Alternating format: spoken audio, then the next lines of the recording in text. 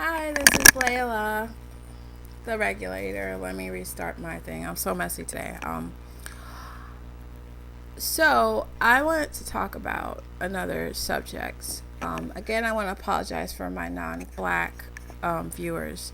Um, a large amount of my viewers are black females, and I'm sure this can apply to you also. So just allow me to just isolate one time this particular sector because it is very important in this country, and it's very important for the overall state of the black community. And as a black female, you say what you know, and I am trying to heal in all aspects. So anyway, let's begin. What I want to talk about is how to raise a black male child alone. A lot of people find it very difficult. Some people think it's impossible. Some people really feel that they have to have a black man with them um, to raise a black male child. And I believe there should be two parent homes all the time. I feel that children do need that base. They need to know example of what love is, and to see their parents be in love and see the example of love, so they can identify love when they already seen it. Unfortunately, life is not that way. People break up, or one night stands happen, and that's how the baby came. So um, the reason why I'm not talking about black female children yet is because the book really does give you a lot of insight about that, and I don't really need to get into it. This one, as far as black males, I think is important because a lot of the reasons there are dating problems in the black community is because the way the black males are raised. They're usually raised alone. So I'm going to put the responsibility on the female at this point, because if the child is solely with you, there's no reason for him to have the attitudes he has today. First of all, you have to also know that all males, their first example of a woman is you. So whatever behaviors you have, they're going to have a view about a woman based on what you're doing. People put a lot of weight on males, period, for being so strong and everything, but they're actually quite vulnerable. They just suppress it more. And in those very young years, you can really damage their delicate belief systems. So you can really create a monster, a cheater, a womanizer, misogynist, because of your actions. The thing is this: we have to understand that whatever dating problems we have today, this is goes for all races, that the guys that are the guys that they are today, there's a reason, there's an origin, and where's the origin is in the parents.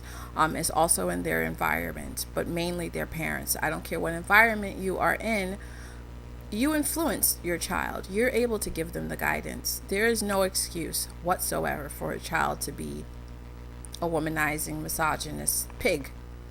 There's there's no reason. So anyway, these would be the things that you have to do to create a good boy, because unfortunately we have a lot of work to do within our own interactions as far as dating, but we also have to think of our children and their future prospects, and we have the power to make it better for them. It may be harder for us, but we have to do the unselfish act of letting it be better for our daughters. And the best way is to create the men of tomorrow to be the husbands that we wish we had today. Anyway, so the first thing is that if you're regulating the game, and you will read my book, and you'll see that I have a lot of tips about pairs and spares and all of that.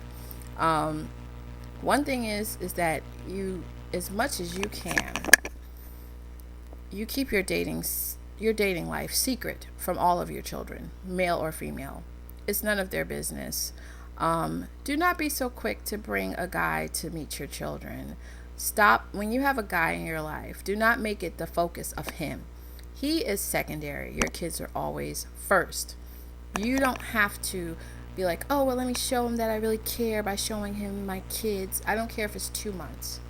I don't think anyone should see anyone's kids unless it's 6, 7 months from now, not 2 and 3 months. No, you don't know if you're going to be with this person. And yeah, it takes about 6, probably 7 months to know if this person's really going to be in your life for a year or even more years. They don't deserve the privilege to see your children.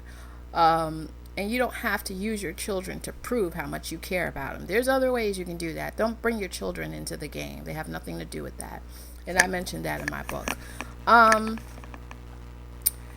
And the thing is that you, believe it or not, your children want to see you as holy. Mother Teresa, almost. They don't need to have an inkling of what your sex life or dating life is, because they look at you as a mother. They don't want to see you as sexy or hot. They don't. Trust me. I definitely could not. I don't want to see my mother that way. No one wants to see their mother that way. They see you as the nurturer and the carer, and that's what you're going to continue to be to them and project for them. Don't ask them for dating advice, or if your dress looks nice when you're going. Don't involve them in your dating life at all. Especially with the black males, they want their mother to be virginal. I'm not saying it's right or wrong. I'm just saying it is what it is. And appear that virginal person. Try not to drink in front of your children, cursing and smoking. Be a lady, because he's looking at you. This young boy is looking at what a woman is. And when he goes out there, he's going to try to identify what that woman is. And if you're a beer guzzling, drinking, loudmouth, he's going to attract beer guzzling, drinking, ghetto loudmouths. That's what he's going to attract, because he's exposed to that and he's used to it. But if he sees you as a lady, you're acting as such, you are a lady, he will go out there and he'll be like, you know what, I want to find somebody who's like my mom. You know, my mom was a good cook. She was funny. She was articulate. She was a lady. She crossed her legs. And he will attract that woman. And hopefully the women that we create through my book and this movement that I'm creating for women to be the best that they can be, she will be attracted to him, and then we can begin the healing of creating a stable family. Dressing a certain way around your children, the company you keep, you have to keep these in mind. And another thing, the coddling needs to stop. You are raising a male. If you are alone, this is unfortunate, but you can do this. You can raise a black male child. Okay? It's not easy, but you can do it. He needs to have responsibility. You have to understand, you have to plug into his instinct. The instinct of a male is to fix, is to protect, is to solve problems. This is the instinct of all males, of all races. You have to nurture that instinct. If you have garbage you need to be thrown out, let him throw it out. I don't care if he's 8 years old. If you need the garbage tied, let it tie. If you are ironing clothes, have him fold it and put it in a bag. If you are at the supermarket, have him push the cart. If you have a bottle, let him open it. Even if you have to open it up a little bit to make it easier, let him open it. Nurture his masculinity. Encourage him that you have to do things to support this family, and this is what you have to do. Enact an allowance. He has to work for what he gets. If he dries, if you're doing the dishes, have him dry the dishes. Pay him money for that. Give him a worth ethic. That nothing's done for free. If you want something, you have to work for it. Very, very strong to put that worth ethic into your child. Don't allow just any behavior. Be nosy. Be all in his business. Yes, you don't like it, too bad. I'm your parent, and I'm going to be in your business because I need to know what you're doing to see if it needs to be corrected. If he has his pants hanging off his ass, that's a no-no. If you have to sneak up on him while he's at school to see if he's doing that, don't embarrass him in front of his friends. He has to have some type of respect in that area. But you take him home and say, look, I didn't raise you and bust my ass to pay money for you to be acting like you don't have a belt. This is unacceptable. No earrings anywhere, no tattoos anywhere. And if you have to do a spot check, yes, no. You cannot wear tattoos because you have to maintain that you are the parent, and he wants those freedoms. To do that, he's going to have to earn it when he becomes a man. By the time he's 16, I don't care if he is taking out garbage for $2. You make sure he has a job. I don't care on the weekends if you have to ask neighbors, look, do you need some help around the house? Do you need him to fix something? Make sure he has a job. This is important because men are solvers, they're providers. He wants to have the pride one day to say, yeah, when I was 16, I had a job. And he can tell his son, now it's your turn. Once you put these things into place, it will start off a chain reaction for your generation and generations to come of a strong man. I know the economy is bad. I understand this, but you have to start asking him by the time he's 17, 18, what does he want to do in his life? If he's not sure, you have to get on his ass, and you're going to have to do the research of what you think he's capable of doing and implant it in him. And he's like, well, okay, well, you want to be a cop? So, okay, I found these programs. You can be an auxiliary cop. You can be a volunteer. You're going to do this. Music and basketball is unacceptable.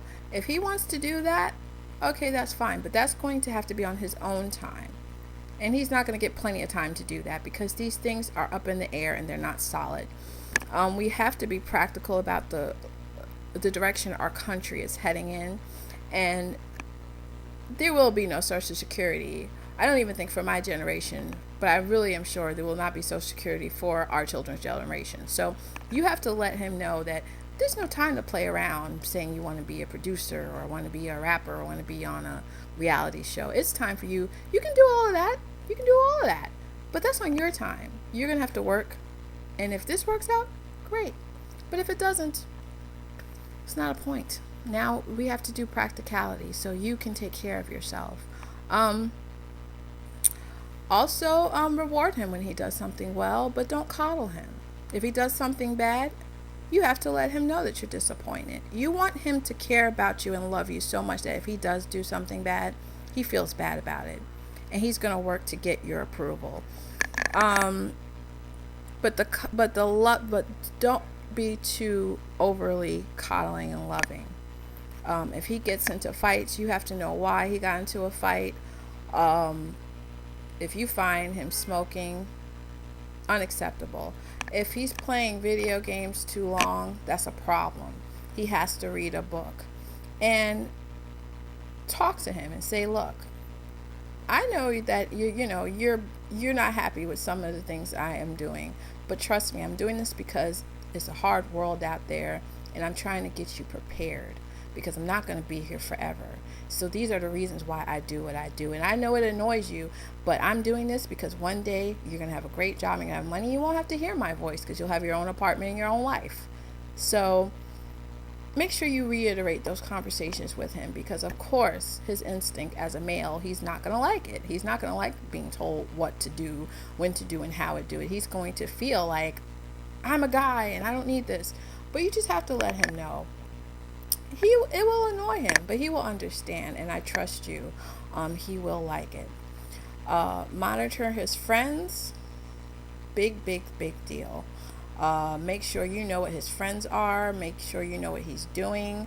And have that sex talk. I don't care how explicit it is. Be like, I know you don't want to hear this, but I'm going to tell you that you need to use a condom when you go out there. And this is why you have to use a condom. And you don't need to do this and don't need to do that. So, it's really not that hard to raise. I mean, it's hard and it's not that hard to raise a black male child. And, you can be a nurturer and a leader at one point. I understand there's a need for a male influence. If you can find that in your uncle, if you can find that in a teacher, be very careful because there's molesters out there. So be very careful who you pick to be a male mentor. Make sure it's a family member usually, or just someone that you know that's doing well. Or if there's someone in the community you think that you've seen them do well, and you ask them, can you just have a conversation with my son? You can do that, but make sure you look out for predators because they're out there. But to recap very quickly, make sure that your son, no matter what age, is always doing a task, taking out the garbage, doing dishes, whatever like that. Reward him for it. eventually, not all the time, but make sure that you do. Watch out for his friends, discipline him if he's dressing crazy, and just, put in the work ethic constantly. And the last bit of advice I want to give you, because I'm running out of time, is that you have to be like this until he's almost till death. You have to be on his back forever, because it's very hard. They can slip at any time. Anyway, I hope it works out for you guys. This is Layla signing off. Bye.